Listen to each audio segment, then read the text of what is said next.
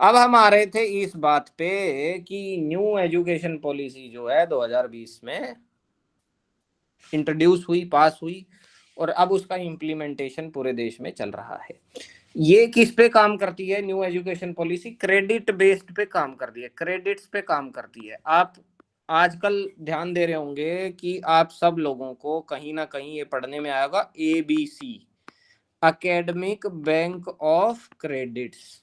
ठीक है, तो अकेडमिक बैंक ऑफ क्रेडिट्स क्या है कि हर व्यक्ति का ना एक, अब आजकल रजिस्ट्रेशन हो जाएगा, आधार वाधार से डायरेक्ट आपका जुड़ जाएगा, और उसके बाद आप किसी भी यूनिवर्सिटी से, भारत की किसी भी यूनिवर्सिटी से कोई भी कोर्स आप अगर करते हैं तो उस कोर्स की हर कोर्स की अपनी अलग क्रेडिट्स होंगे। ठीक है, तो वो क्रेडिट्स आपके इस बैंक में, अकेडमिक बैंक में, जैसे बैंक में खाता होता है, उस खाते में हमारे रुपए का लेन देन फिक्स होता है कि कितने रुपए हमने जो है कमा लिए, कितने आ गए, कितने निकल गए, भाई खाता होता है ना पूरा, वो सब कुछ रहता है किसमें? बैंक में।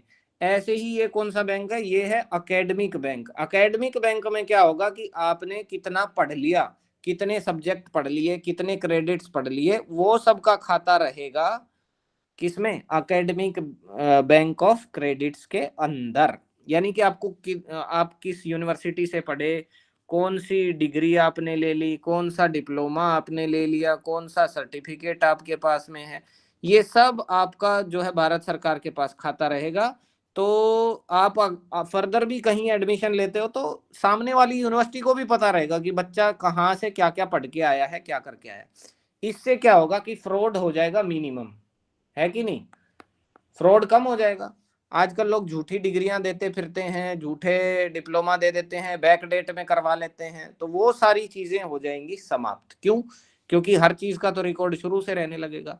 अभी तो आप लोगों में से कुछ मैरिड लोग भी यहाँ पर मुझे दिखाई दे रहे हैं, तो उनके बच्चे अगर हैं तो बच्चों का भी CBSE भी आजकल वो बनाने लगा है, एक कुछ अपार पोर्टल। आईडी। क्या अपार जी? आईडी। अपार अपार आईडी। आईडी। हाँ जी, तो अपार आईडी बनने लग गई है। तो अपार आईडी के अंदर भी क्या है, वो भी यही सब चीजें हैं, उसमें भी आपका सब हाँ, कुछ पूरा फिक्स। बच्चे का हाँ, बच्चे रिजल्ट का, वगैरह। जी जी जी, पूरे बच्चे की जो है ना हर एक डिटेल्स उसके अंदर रहेंगी। पेरेंट्स की हाँ। डिटेल रहेंगी, बच्चे की रहेगी, कौन सी क्लास में पढ़ा, कितने इसके मार्क्स आए, इंटरनल में कितने हैं, एक्सटर्नल में कितने हैं, प्रैक्टिकल में कितने हैं, सब कुछ सारा डेटा जो है अपार आईडी के माध्यम से जुड़ा रहेगा।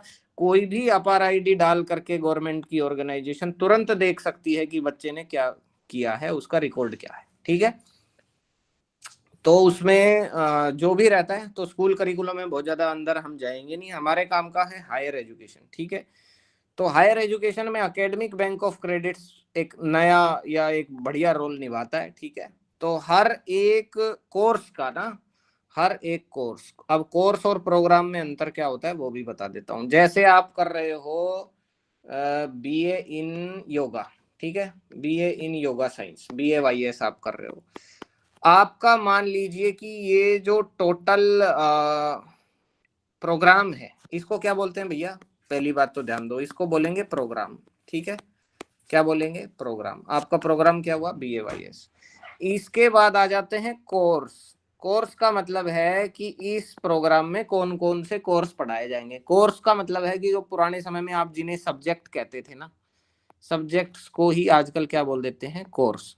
जैसे इसके अंदर आप पढ़ते हो हठ योग, ठीक है, जैसे आप पढ़ते हो पतंजलि योग, ठीक, तो ये अपने आप में क्या है? कोर्स है। ठीक है, ये भी कोर्स है, ये भी कोर्स है।